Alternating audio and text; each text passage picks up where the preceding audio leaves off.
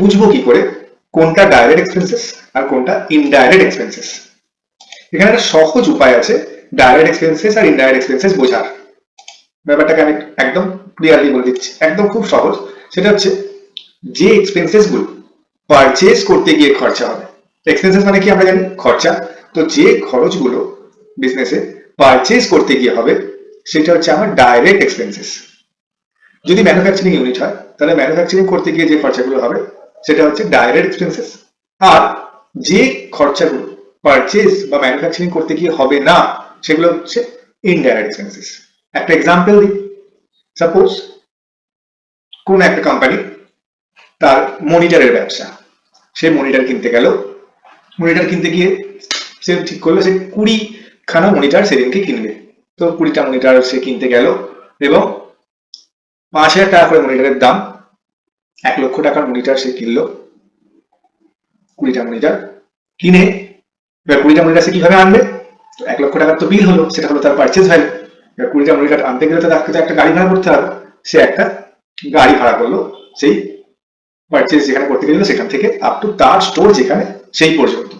তো সেই গাড়িটি করে সে এলো এবং সেই স্টোরেতে তাকে তার স্টোরেতে সেই গাড়িটি নামিয়ে দিল এবং 1000 টাকা সেই গাড়িটা ভাড়া চাইলো।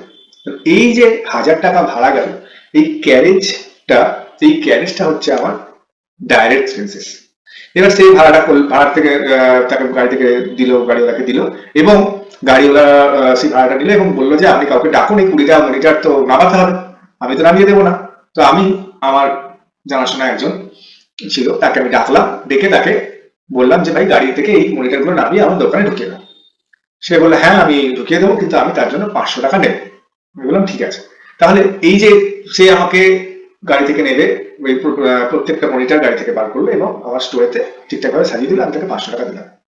এই সমস্ত খরচাই যেগুলো হলো, আমি তাকে 500 টাকা দিলাম, যেটা সেটা আমি কি হিসেবে রাখবো? সেটা আমি রাখবো ওয়েজেস হিসেবে। এই যে পুরো খরচাটা হলো, এই খরচাটাকে আমি বলতে পারি ডাইরেক্ট এক্সপেন্সেস, কারণ এটা পারচেজ করতে গিয়েই হয়েছে। পারচেজ করতে গেছিলাম বলেই না আমার গাড়ি ভাড়া লেগেছে, পারচেজ করতে গেছিলাম বলেই না আমার ওয়েজেস লাগলো, লোডিং আনলোডিং চার্জটা লাগলো, তো সেটা আমার ডাইরেক্ট এক্সপেন্সেস হলো।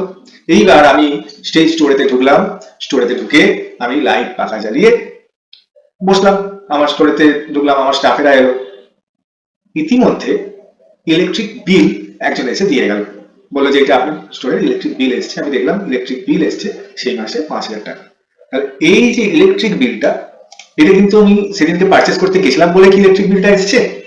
যে ইলেকট্রিক কোম্পানি, সাপোজ আমি যদি বলছি যে আমার সিইএসসি, তো সিইএসসি থেকে যে বিলটা এসছে সেটা কি আমার পারচেজ করতে গেছিলাম বলে সে দেখতে পেয়েছে আমি পারচেজ করতে গেছিলাম সেই জন্য আজকে বিলটা নিয়ে এসছে? সেটা তো নয়। সেই বিলটা সেদিনকে আসার কথাই ছিল, সে তো আসতোই, আমি পারচেজ করতে যাই বা না যাই, বিল তো ইলেকট্রিক বিলের মধ্যেই আসবে। অতএব সেইটা হচ্ছে আমার ইনডাইরেক্ট এক্সপেন্সেস। তাহলে একদম পরিষ্কার হয়ে গেল, যে খরচাগুলো আমার পারচেজ রিলেটেড বা ম্যানুফ্যাকচারিং রিলেটেড সেগুলো ডাইরেক্ট এক্সপেন্সেস, এবং যে খরচাগুলো আমার পারচেজ রিলেটেড নয় আর বাকি সমস্ত খরচা আমার ইনডাইরেক্ট এক্সপেন্সেস, যেটা হিট করবে আমার পিএল সাইডে। এই উপরের সাইডটার নাম হচ্ছে ট্রেডিং সাইড, যেখান থেকে বের হয় gross profit or gross loss, আর নিচের সাইডটার নাম হচ্ছে পিএল সাইড, যেটার থেকে বের হয় net profit or net loss. এই এক্সাম্পলটার ক্ষেত্রে আমি দেখতে পাচ্ছি পারচেজ হয়েছে, ক্যারেজ হয়েছে, ওয়েজেস হয়েছে, যেটা আমার এই পার্টে গেছে। ইনডাইরেক্ট এক্সপেন্সের মধ্যে আমি কি দেখতে পাচ্ছি? ইলেকট্রিক বিল হয়েছে, রেন্ট, দেখো রেন্ট তো আমাকে দিতেই হবে, পারচেজ করি বা না করি রেন্ট তো আমার আসবেই। স্যালারি হয়েছে, আমার পারচেজ করি বা না করি আমাকে স্যালারি দিতেই হবে স্টাফেদেরকে। যে সেলসম্যানটাকে আমি রেখেছি, যে সেলস পার্সনটাকে আমি রেখেছি যে আমার স্টোরেতে প্রোডাক্ট সেল করার জন্য, যদি সারা মাসে কোনো প্রোডাক্ট সেল না হয় তাহলেও আমায় কিন্তু তাকে স্যালারিটা দিতে হবে। সে কিন্তু শুনবে না যে না আমার তো সেল হয়নি তো আমি স্যালারিটা দিতে পারছি না, এই কথাটা কিন্তু সে শুনবে না। তো তাকেও কিন্তু আমায় সেই স্যালারিটা প্রোভাইড করতে হবে।